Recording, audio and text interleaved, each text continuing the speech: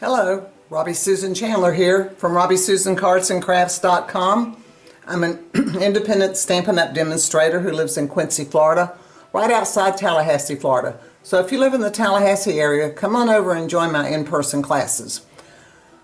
Welcome to my 6-part series of cards made with the Thoughtful Journey Designer Series paper. This is a beautiful set of paper. And I'm going to kind of flip through and let you see some of the pieces. What I did, there are 12 designs in this pack, and I grouped them in sets of 2 that I felt like coordinated together and made 6 cards. So today's card, I actually used this piece, and this is my inside piece, so I coordinated these two. Now, lots of times you don't want to look on the back and see what you're gluing down because this side is very pretty too, but I felt like these two blended together better, so these are the 2 that I used. And here's the card. It's an easel card, and let me tilt it this way so you can see. And it opens up, and there's the other designer paper in there. And I left this the light side, so people could sign their name or put a message there. And like I said, it's an easel card. Here's the side of it, and it sits like that. So let's take a look at this card and see how we put it together. Your base is a piece of boho blue,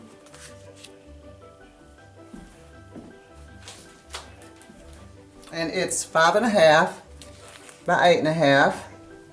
Let me turn this around. I had to grab my tutorial. I give all my students at every class a written tutorial that looks like this, and I like to have it to look at during my videos. So this piece is 8.5 by 5.5, and I scored it at 4.5 and 2 1/8. So basically it looks like this when it's folded, and that forms your easel. So here's your 4 1/4, and here's your 2 1/8. 4 1/4, 2 1/8. So that's your base. And then in the inside area, this piece is the piece I used, and it's 4 by 5.5, and I just adhered it down here. And then also we have this piece, which is Highland Heather, and it's 4 by 5 1/4. And then our other piece of designer paper, this is the one I cut my front from, and it was cut with the perennial postage dies, and I just lay this, I'll show you where I laid it on here. I picked this area right here. I wanted a little bit of the purple bottom, and then I also wanted to get both of these trees and these two. Now I could have shifted it and done that. That would have been pretty too. So, you know, it's your choice. You could just kind of move it around where you want it, but I felt like that was the best place.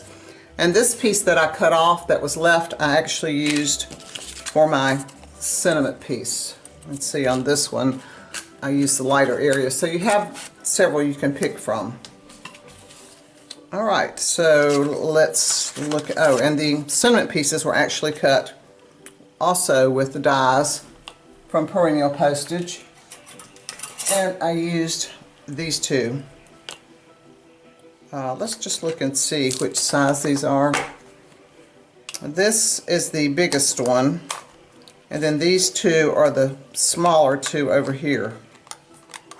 Now our dies don't come this way. I set them up this way because it's convenient for me and I can get to them easier this way. So that's our perennial postage dies. Okay, so I adhered these 2 together, and then I ran it through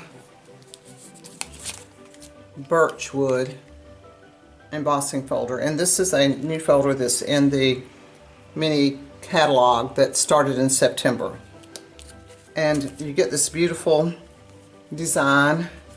Now I also have a little bird. Do not run it through with the birds on it. I just went on and stuck these on so I wouldn't have to do it on camera, but I want to show you how I did the birds. But all this was done with birchwood. And back to the birds for a second. They're from this set, which is the Adhesive Back Dragonflies and Birds. And I took the basic black dark blend and colored them because I really didn't want silver, the gold on here. I felt like the black looked much better. So I just colored them. Now you do have to give them a minute or two to dry or you'll get it all over your fingers. And I had to go back several times to get a good coating on it. But that's the way you can turn your birds different colors. Okay, so we have this piece. Here's our base, and I've already adhered this to the inside. So now we want to put this piece on the front.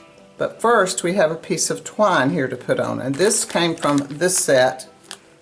And this is called the 2023, 2024, 25 in color jute trim. And I used this one, which is the boho blue one. So to put this on, let's just put a little adhesive on the back here. And this is our